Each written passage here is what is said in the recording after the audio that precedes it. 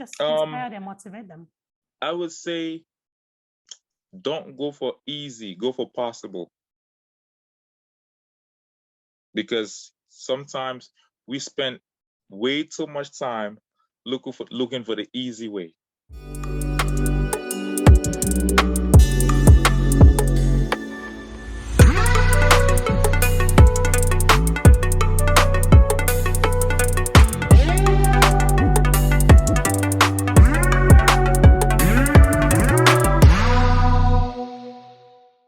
Hey, once more, welcome to the You Can Be Anything podcast. I'm your host, Solange, and again, it's been a fortnight, which means there is someone on here ready to talk to us. So this time around, I went wild, far, close, trying to find somebody or found somebody who talked to us about something that it's not very commonly talked about in our community or among our peers. And I found this guy, and I think that he is going to be a great resource.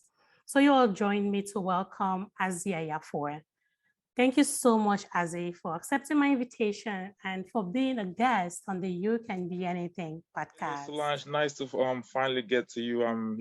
I think it is my pleasure. It is a privilege to actually get a chance to, come on your podcast and, you know, share the little that I have when it comes to the knowledge of health and fitness and, the world we live in. Thank you Thank so you very much. My pleasure. I should be thanking you. And so, my listeners, if you must have heard, Azi is an athlete. He's also a trainer and a coach. So we're going to be getting some more information from him as he tells us more a little bit about himself. So Azi, please go ahead and tell the listeners, who would you say Azi is, or how will you describe yourself? Okay, Azi. Azi is Cameroonian, born and raised in Cameroon, came to the US at age 17. So I've been here for close to 18 years. And, growing up, I was always interested in athletics, in sports. I played soccer back home, but it got to a point, I think I was 11 or 12, when I had asthma. And it got so severe to the point where the doctor said I was not supposed to be involved in any form of athletic activity. I shouldn't play soccer. I shouldn't run. I shouldn't lift heavy stuff and stuff like that. And if my parents don't notice, but I almost drift into a depression because that's all I knew. That was the biggest way of having fun back home, especially as a kid. But it didn't really make that much sense to me why I couldn't, because the doctor is telling you what not to do because something wrong might happen, but you don't see anything wrong with what you're doing. Yeah. So obviously, whenever there's no adult watching, I was out there running, playing soccer, and doing all the stuff that the doctor told me not to do. And as things work out, I would say, despite all the medication I was on, all the medication that I took, being able or not stop being active was what played a really, really huge role in me becoming healthy. Oh. Because I don't have asthma anymore. It's gone. It's gone. I don't have an inhaler. I've never used one, but I would say maybe that's what happened. I don't know if that's what happened, but that might be it. I just didn't stop. And then came to the US. I got involved in athletics, obviously. Played soccer, ran track. And then while I was in college, and as strange as it might sound, I studied mechanical engineering. Yes, I did. I studied mechanical engineering. I do have a degree in mechanical engineering. I worked for about a year and a half, and then I got into the fitness industry, and I realized I was having fun. Then not only was I having fun, but I was getting paid for it. There we go. Oh, okay, this sounds a lot more fun. It's a lot more interesting, not because I didn't like being an engineer, but liking what you did versus having the passion, I think, was different. The passion that I had for fitness was something that I never imagined. And us back home, being an athlete, a coach, or anything athletic related was supposed to be a hobby and not Your main gig. no, It's that your was main never the stuff. plan. Mm-hmm. That was never the plan. So when I came to this country, I had that same mindset, obviously, because well, who would have thought? And then as time went on, you kind of realize, you know what? Maybe this could actually be a main gig or whatever the case might have been. So after I graduated from college, I got into, I didn't even get a chance to work as an engineer after I graduated. I worked as an engineer when I was still in college. Then Oh, when I graduated, I kind of, get a little more involved. I started coaching college. I started coaching college at age 23. So I believe that was pretty young for me to be a coach at that point. And I realized, okay, now you are not training kids anymore. You're not training 2 years old, 5 years old. You're actually training adults. And mm-hmm. for you to actually coach someone who's about your age or older than you really, really, really need to know what you're talking about, or you're gonna That's get right. proven wrong on the spot. When I find myself in that position, that's when I realized, okay, everything I think I knew about fitness, I have to verify, study, get more certificates, get more certifications, and every knowledge I could get. And then that's where it all started. I started coaching, and then while coaching, as a track coach, I used to coach sprinters and jumpers, and those events involve weight training, weight lifting, and stuff like that. So after regular running, we'll go to the weight room and we'll work out. And a few people started asking, "Have you ever considered being a personal trainer?"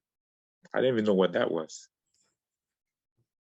I was like, Oh, "What is a personal trainer?" And it was like, they do exactly what you do now, but the difference is they get paid for it. yeah. So I decided to look into it while I was still in college. So I got involved. I got certified in personal training. I got a fitness nutrition. I got certified to train pregnant women, so pre and postnatal, um, endurance, strength, um, and a lot more other um, divisions in track and field. Okay.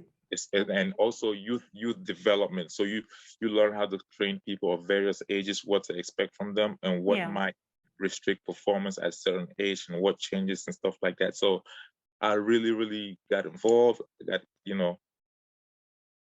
that's where So ever since that happened, I haven't really gone back into engineering. I know a few people listening might be like, why did he do that? Yeah, that's I, definitely going to be a question because again, from coming from where we all come from, right? It is common knowledge that most of the times family, our parents want us to, again, this is something that most of the guests or some of my guests who come in here, they talk about the same thing. We grew up knowing that with our parents wanting us to become specific kind of people. And you saying that you moved to the US and went to college, got a degree in mechanical engineering.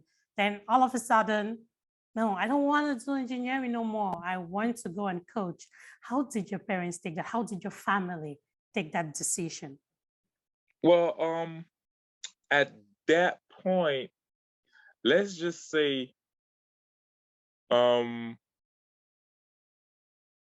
how can I put this?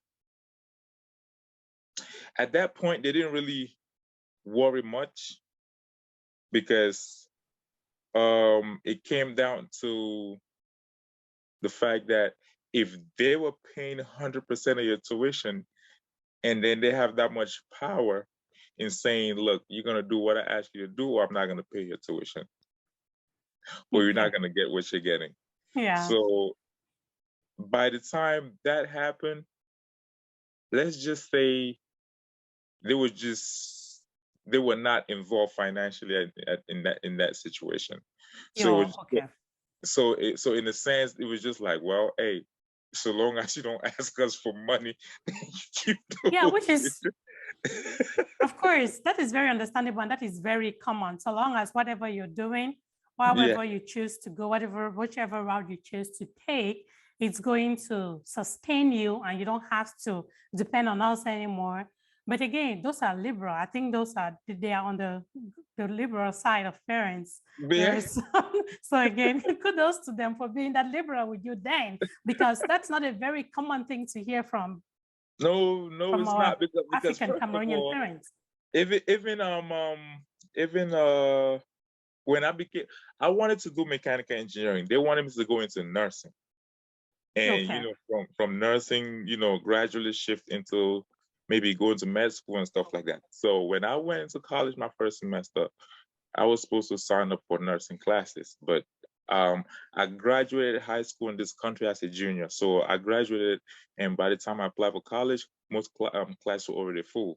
So nursing classes were all full. I couldn't take any classes. So I went to the advisor and I said, okay, I'm gonna do mechanical engineering. At that point, unfortunately, uh, based on the volume of kids that needed advisement, um, they had second year students in the college being advisor to students. They gave me electrical engineering. That's not what I asked, but I did not know it was different. So it was Yeah. my second semester. I was like, ET, it was ET 110, ET 122. I'm like, okay, what does ET stands for? ET stands for electric. ET stands for electrical. So I looked at the manual. I saw another one that says MA, MA. I was like, what is MA? MA is mechanical. I was like, they have MA, they have mechanical. Why did they give me electrical? Eating. So my second semester, um, I went back to taking nursing classes.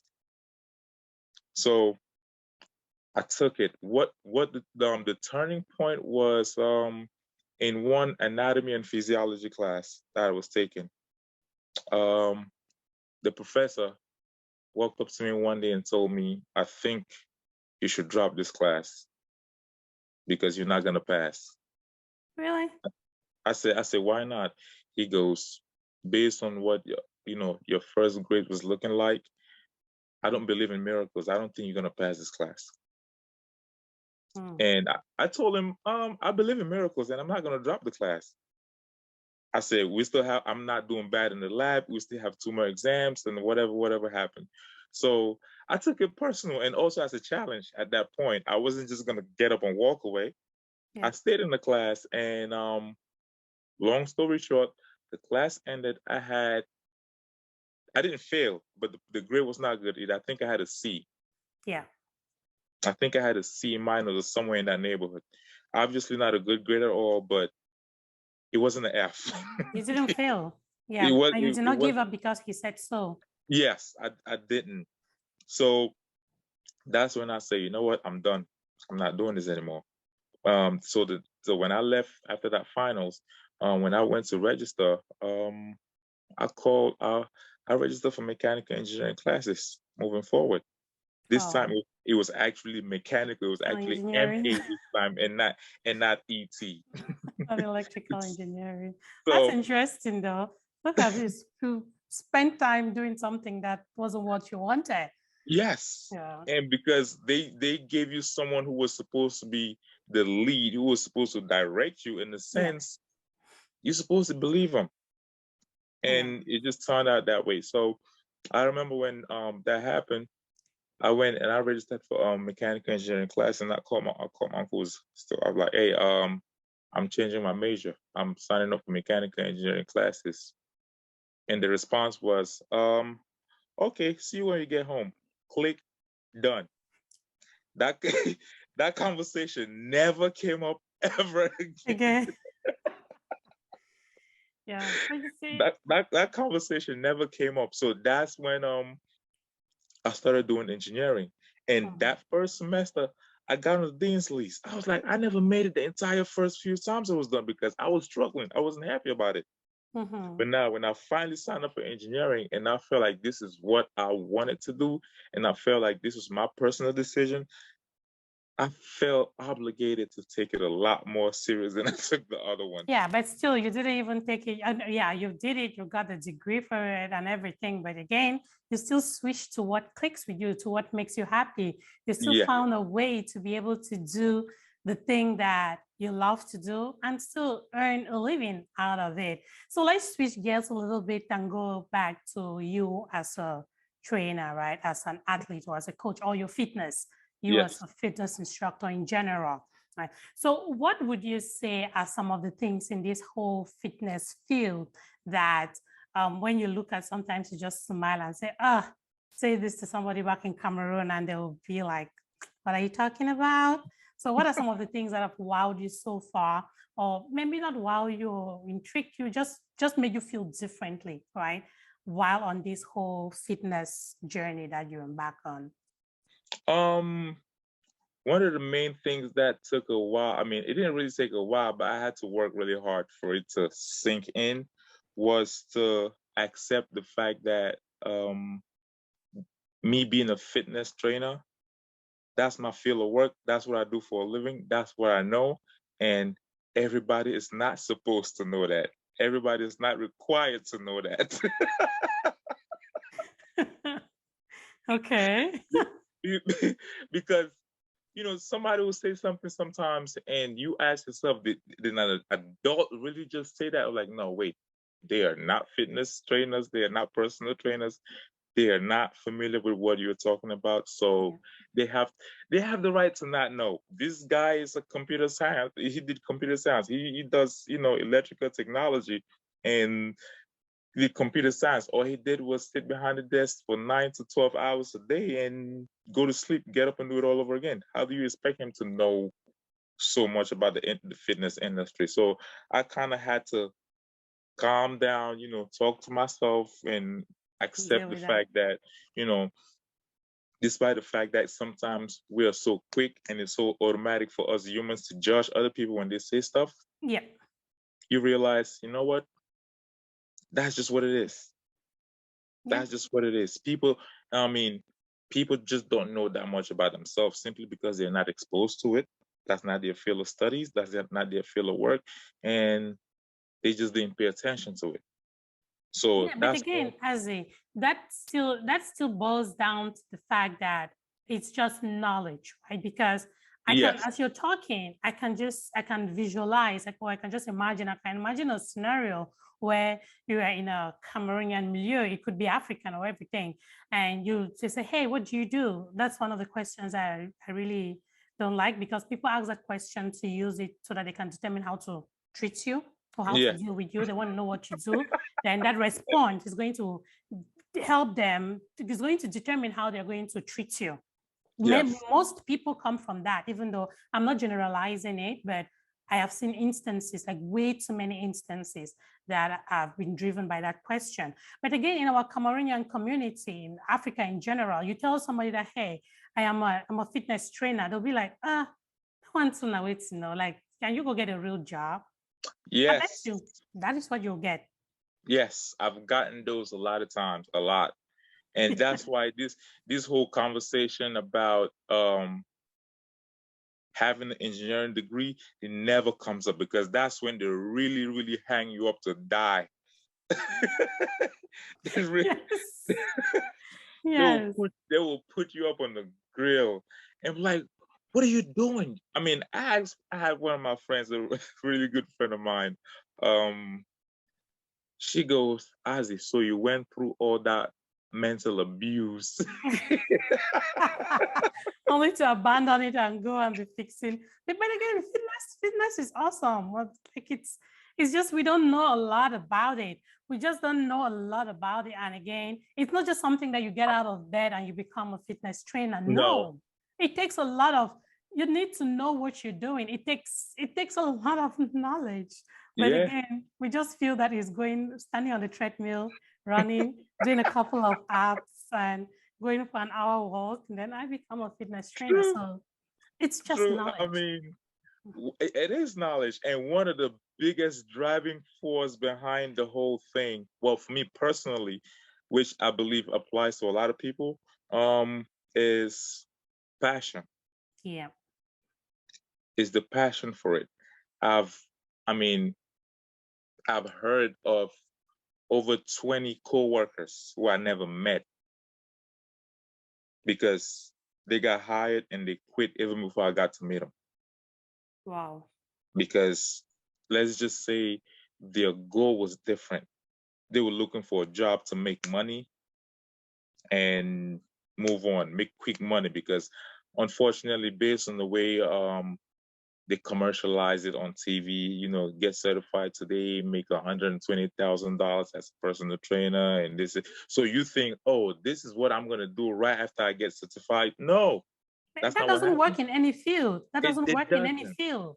There is no It get doesn't. rich quick scheme. No, it is a process. It is a process. So Yes. what counts the most is the passion I had for it was what kept me patient. Okay. The Wow. passion I had was what kept me patient and what grounded me enough to keep seeking for more information. Getting Because more of the certificates, right? yes, because if it was just like, hey, I mean, normally you be like, I just want to do it for the money. But if you were doing it for the money, you don't get mad if somebody pays you and don't lose weight or don't see results.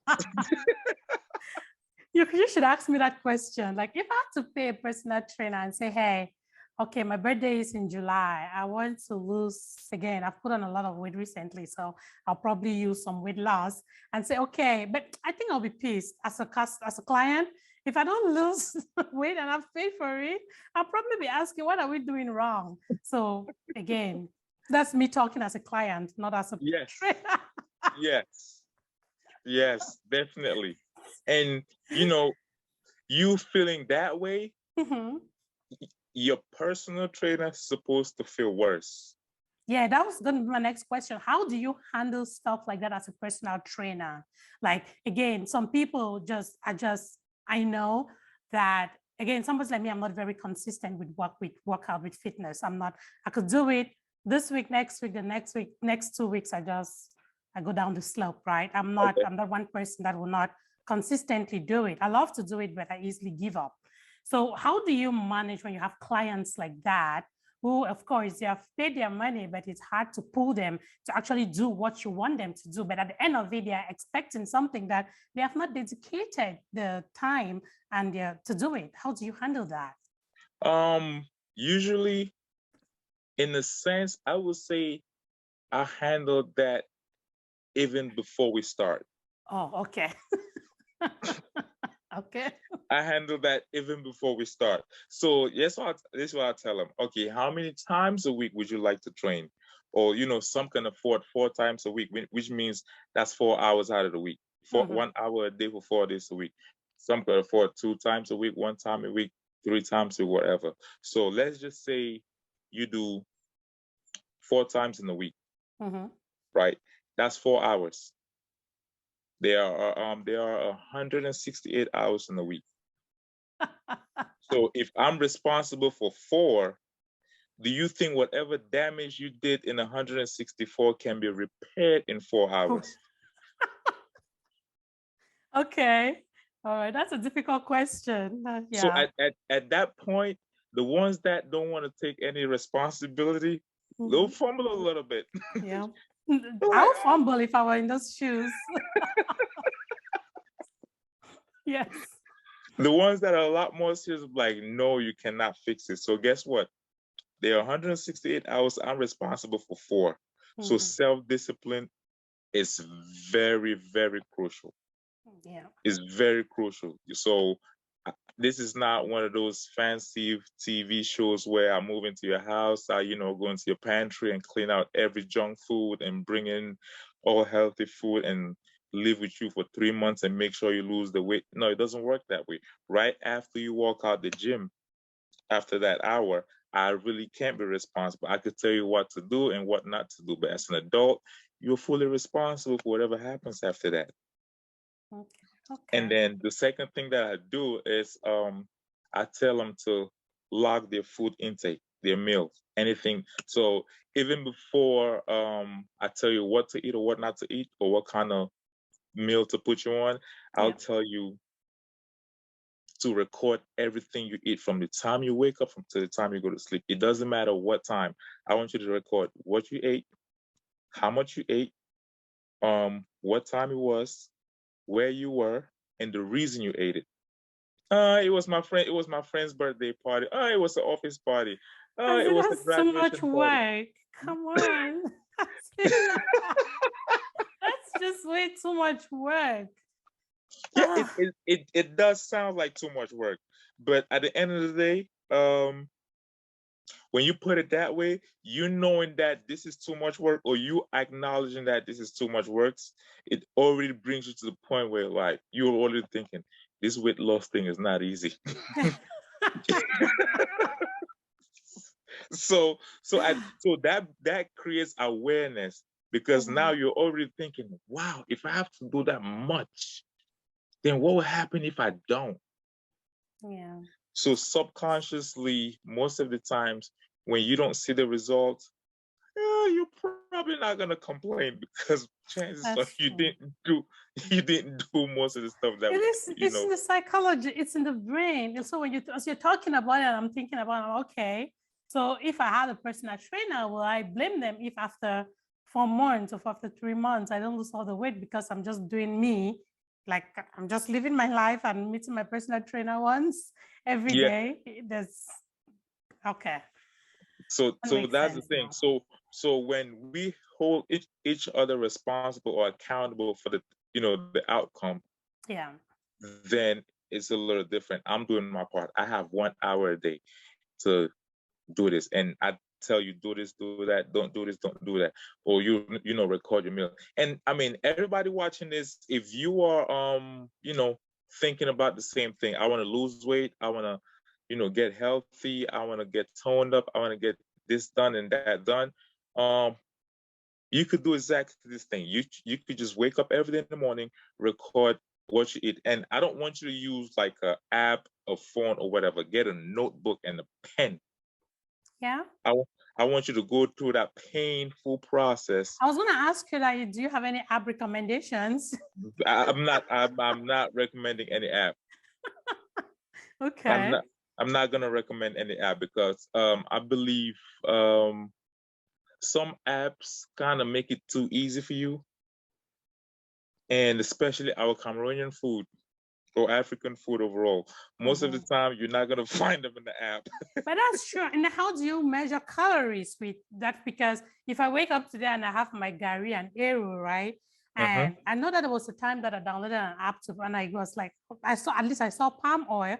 And I was like, how am I going to enter Gary? Like, how will I be able to calculate a number of calories that in my Gary for food I just ate? So, oh man, weight loss is just so complex. I mean, it is, but I believe in the formula rather than the process. I don't know if you understand what I mean. Yeah, the formula rather than the process. Yes. Because so, the process would be, hey, wake up in the morning, go to the gym, work out, go to work, eat healthy, come back if you have time, go for a walk, go for a run, sleep early, all that good stuff. That would be a process. But the formula is caloric intake versus caloric output. Yeah. So if you understand, if you consume more calories than you burn, you're gonna gain weight.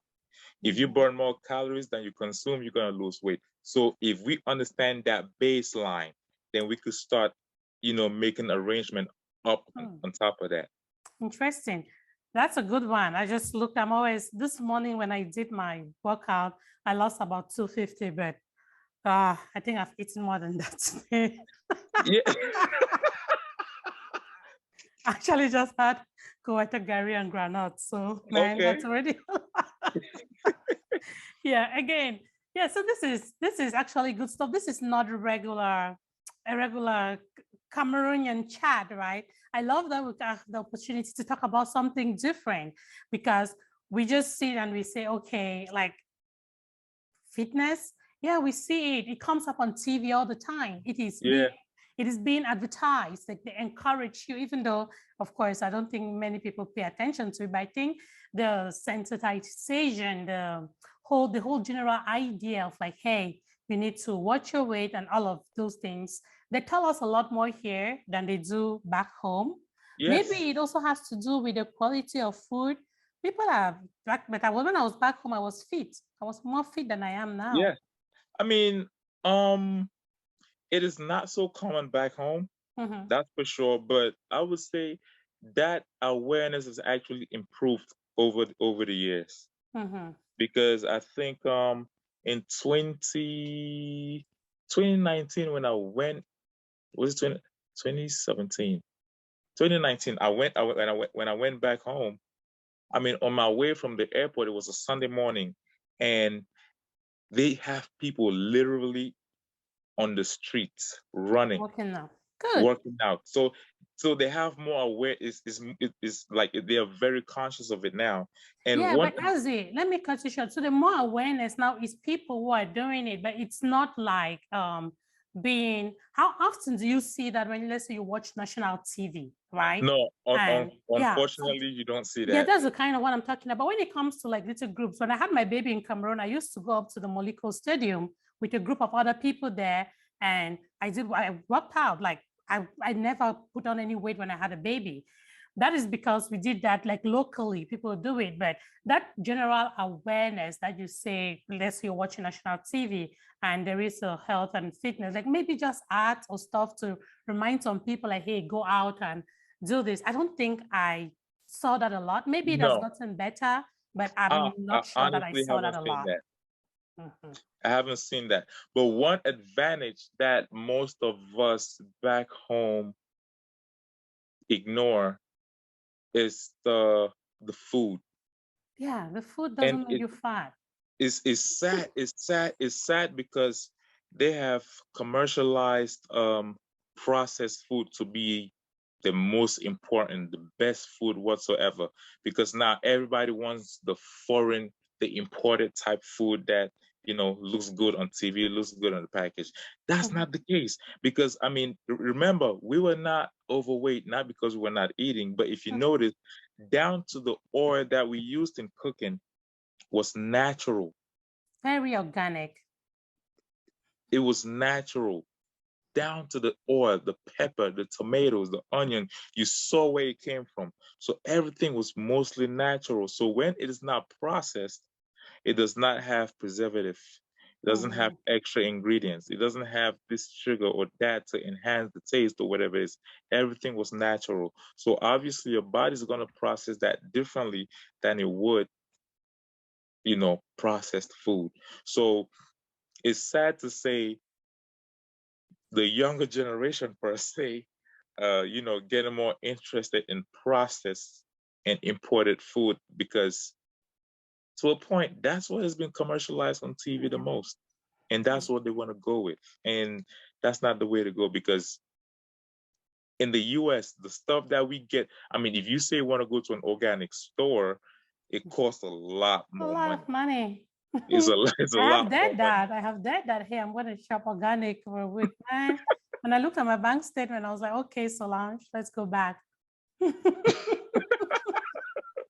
Or yeah, it's very expensive to eat organic here.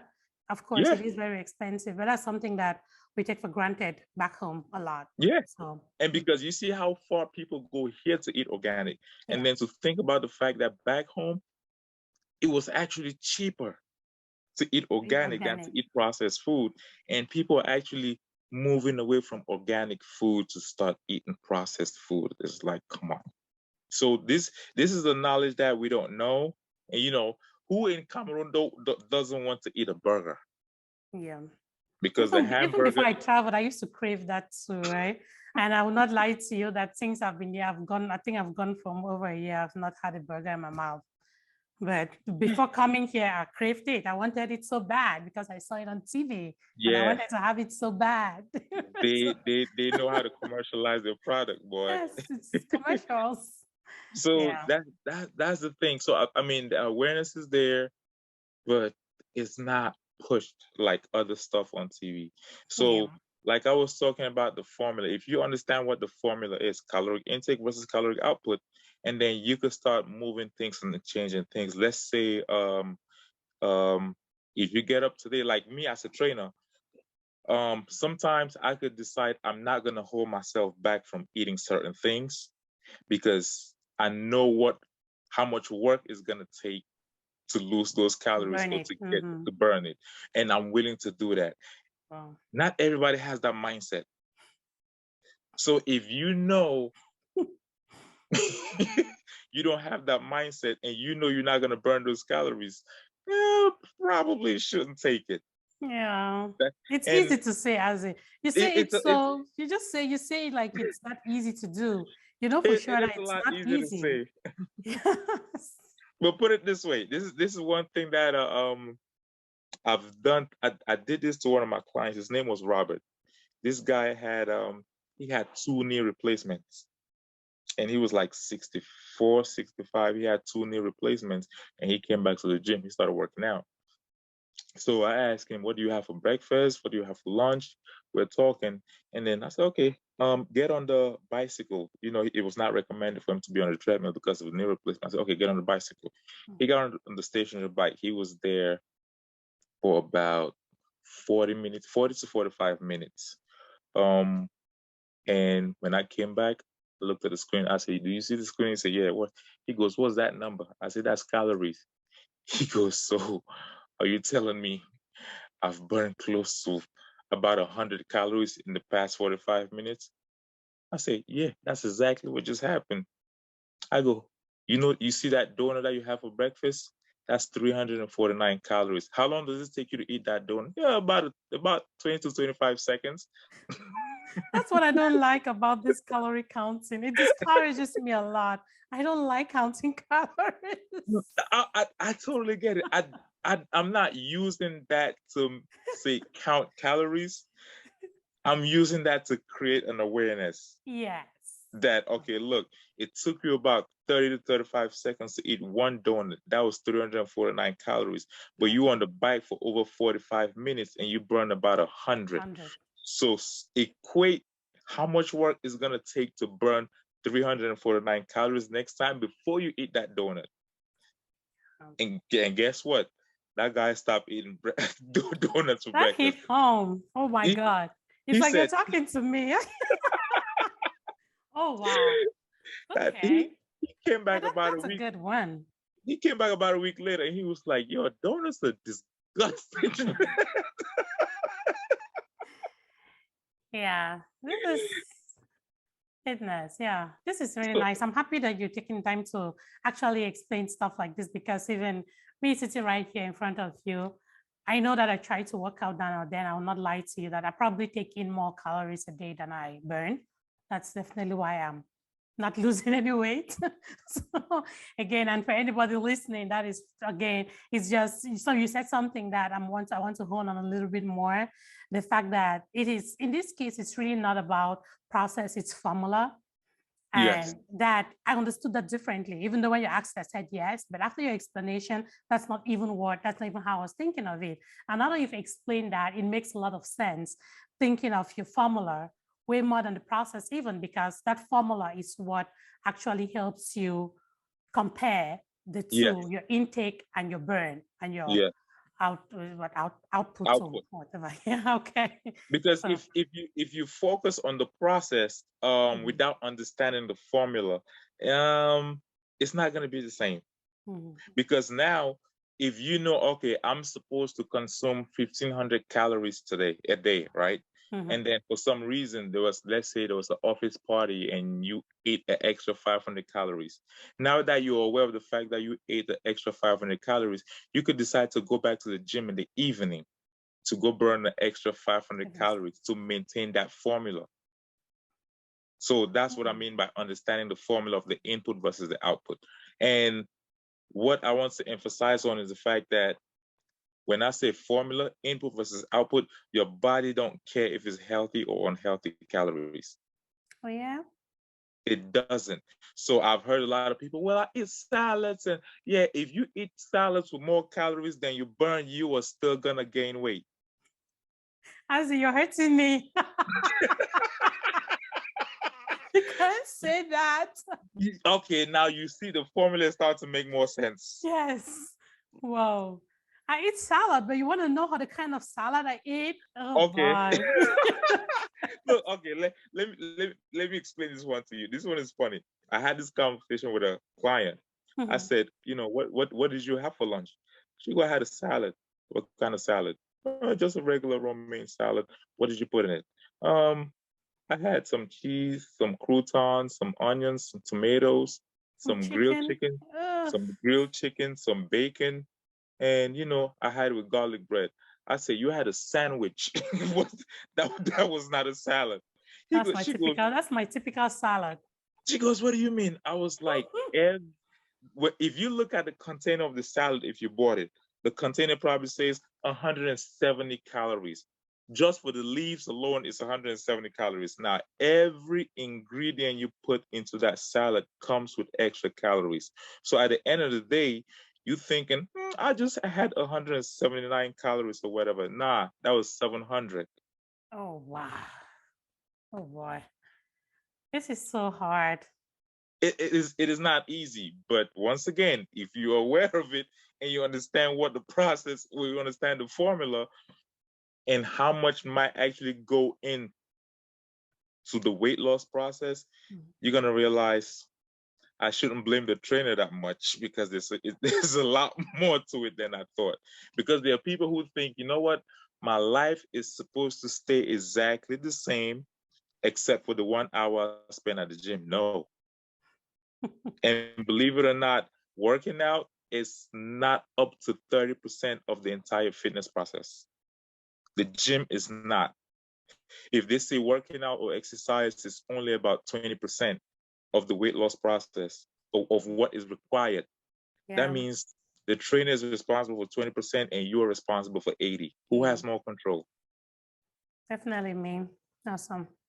Great. So so I've had people like, I ate salad, I ate this. I was like, look, your body is like a landlord. They don't care what you do for a living so long as you pay your rent on time. That's it. Because if you get up and you be like, you know what, I'm gonna eat cookies and chips and drink soda, your body is still gonna count those as calories. If you decide I'm gonna eat healthy and healthy and healthy, it's gonna count those as calories as well. Now, Mm. if you eat healthy calories, but you eat more than you burn, you're still gonna gain So, weight. You're still gonna gain weight. And then you eat less, you're gonna lose weight. So that's the formula we want to go with first before we start adding other things to it, like what kind of food, what kind of activity, what burns calories the most and stuff like that. But you just understand that the intake versus the output, okay. depending on what your goal is. Awesome. This is good, Azi. Again, as we're rounding this up, do you have any words? Let's say, again, I always want to give my guests the opportunity to talk to somebody because somebody might be listening or watching you and I now, and it's like, oh, I really love this whole personal trainer route in life. I'm an athlete and I think I want to go this route. What advice do you have for somebody listening to us now that is interested in taking the same path that you took? I would say you have to ask yourself a personal question, and that answer is within only you can answer that question. Do you want to do it for the money or for the passion? And that response has to be the most honest response you've ever given to anybody. But Because if passion doesn't fit you. Can you do it for both? uh Can you do it for both? for Passion. There is passion. Like I podcast as a passion because I love it, but I also still have to work yes, because the podcast doesn't pay my bills. yes. Well, look at it this way. When I started as a personal trainer, the passion was there, but I was also working. Okay, okay. Said that way. So I Okay. was I was also working. So Mm. if you realize, okay, I have the passion to train people, and I would like to go through that path. I'm not saying abandon what you're doing. Obviously, it's gonna come in over time, but Mhm. the passion for fitness is what is gonna keep you moving forward. Because if it was all about money, chances are the next gig that comes around that sounds more fancy, you're gonna drop off personal training and you're gonna move on with it. Okay. So if you're doing it for money, okay, cool. If you're making more money as a trainer, but you're not passionate about it, lucky you. But at some point, believe it or not, it's gonna take more work for you to keep clients than it would if you had the passion. Because believe it or not, us as human, we read behavior subconsciously. We don't even do it on purpose. And after a while, you train a few people and you realize they keep coming, they keep training, but they don't care. It's not like they're not losing weight, but the focus or the conversation is not just fitness anymore. It's about you as a person, how they relate to you. They've gotten past the point of fitness to the point where now they see you as just a regular human being first before a trainer. So that's what keeps them, because of the way they relate to you. If you don't have that passion, trust me, we all have bad days. And if you get up at 5 o'clock in the morning in a bad mood to go train someone, they will know, because trust me, they're not 100% happy coming to the gym at 5 o'clock in the morning either. That's true. That's true. Oh, so great. They're definitely gonna know. Like right now, and as you go through it, sometimes you develop bonds happen with people that you don't do it on purpose. I currently have a client. The guy is 88 years old. He's 88. His daughter brings him to the gym. His daughter is 53.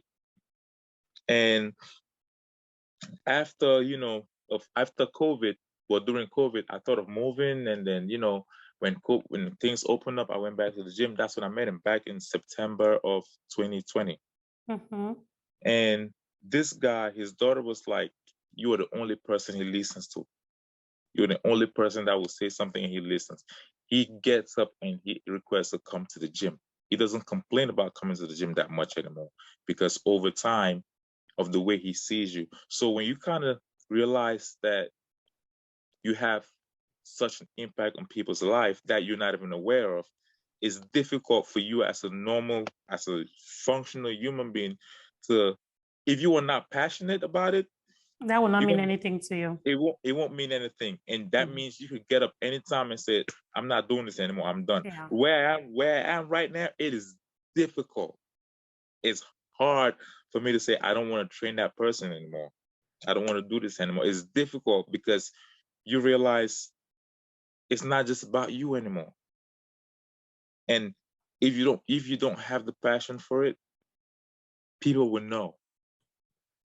Because sometimes people come in because they are stressed out, and before you know it, they start to vent. Vent it out. Mm-hmm. They vent. I mean, some of the stuff that I would say, unfortunately, is not in any personal trainer's manual. It's not. Yeah, that is not right. You do it your way.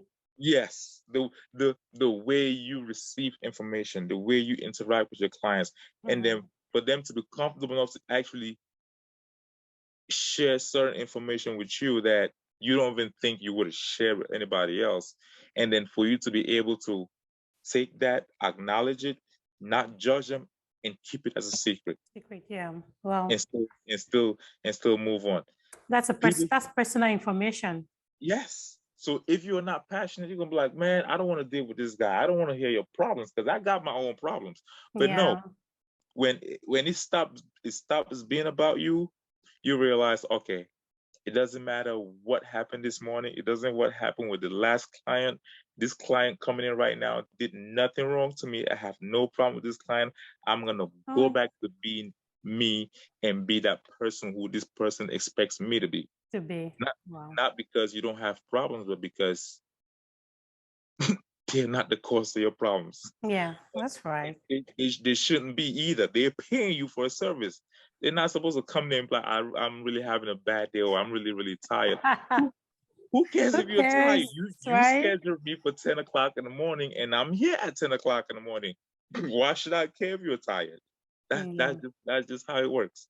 So, yeah, that's good. So these are just tips, like guidance on, like, hey, if this is something you're interested in, if this is something somebody wants to do, of course, you want to take all those things into consideration. And Yes. again, if Azi is doing it, he's been doing it, and he enjoys what he's doing, it still all boils down to the point that in life, when you find that when you are in that place in life where you do what you love to do, when you're doing what you enjoy doing, it gives you a certain level of satisfaction that until you get there, you keep hunting.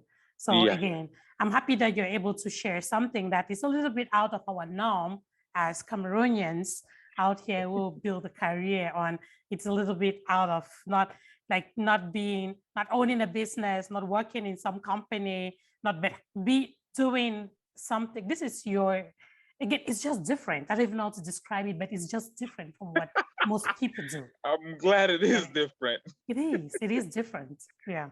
So again, before we shut this down, do you have any, again, this is my podcast, so you can be anything podcast. One of my signatures here is you get to talk to someone out there.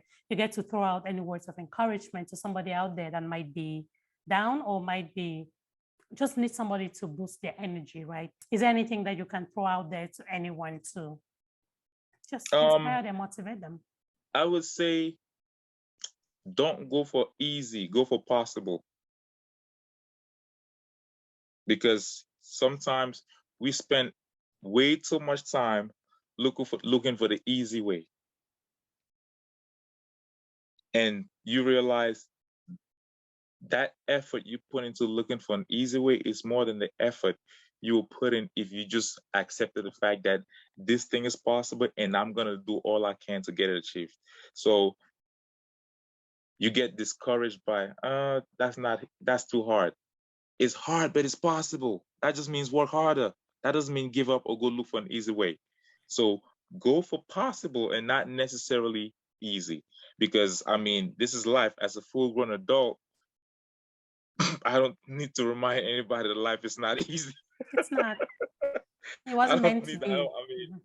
I don't need to, remind anybody that life is tough. I mean, and you have control over what you let stress you out. I mean, at the end of the day, if you know how to prioritize what you have to do or what not to do, you could prioritize your responsibilities. And in that same order, you could decide which one you're going to let stress you out. They don't have the same priority because, I mean, that's just how it is. I had a coworker who came to work every day complaining about, man, I'm so stressed out. This company did this company did that. I don't even have time to, work in my own company, my store that I had with my dad. I was like, let me ask you a question. If you had to choose right now between this company you work for and the one that you own with your dad, which one is more important? He goes, my dad and my company, of course. I was like, so why are you letting this company stress you out? Let yours stress you out more because it doesn't make too much sense that way. So you can choose what stress you out.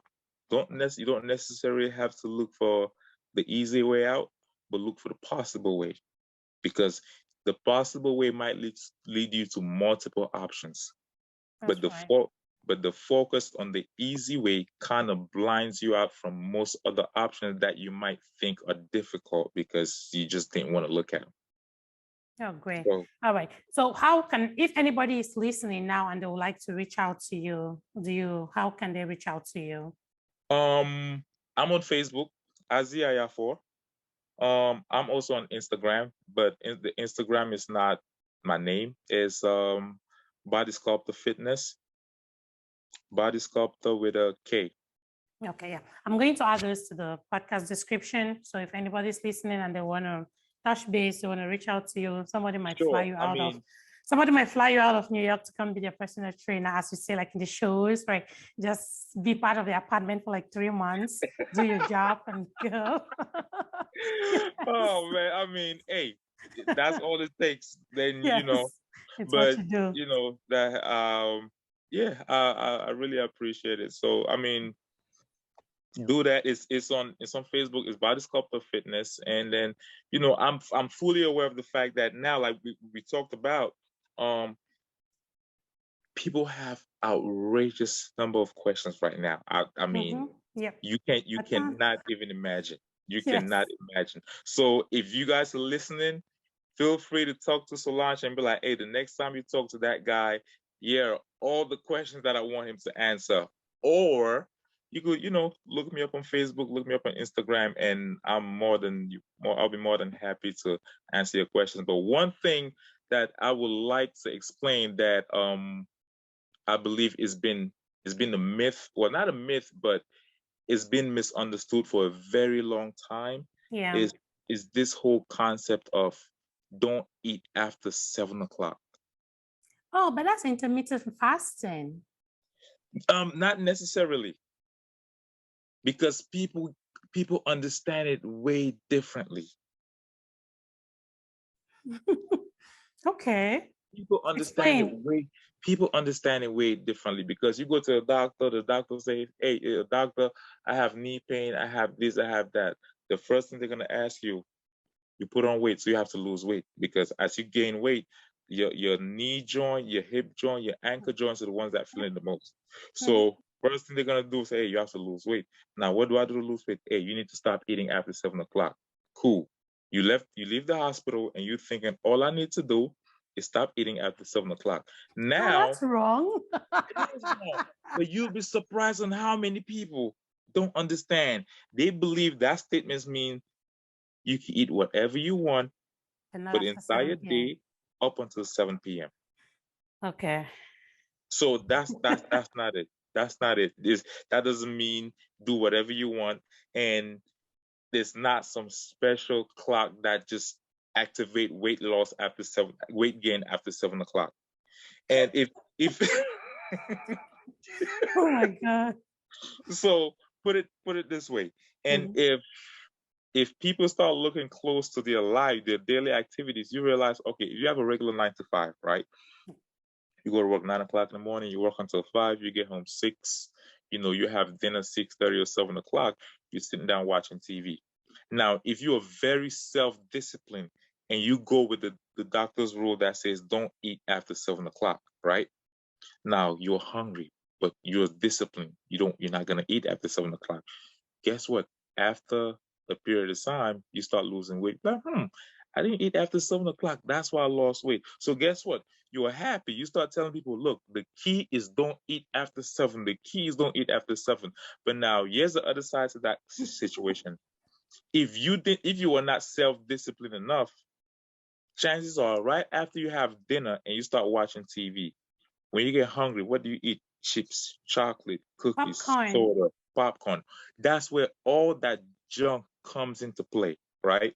So if you are disciplined enough to not eat after 7, all those junk and extra calories that comes in after 7 are taken out of your diet.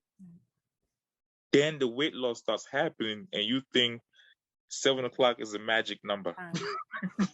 Oh, great. That was a good one, though. It's not the magic number. So before you say the doctors are not wrong, it's just that it's not detailed enough.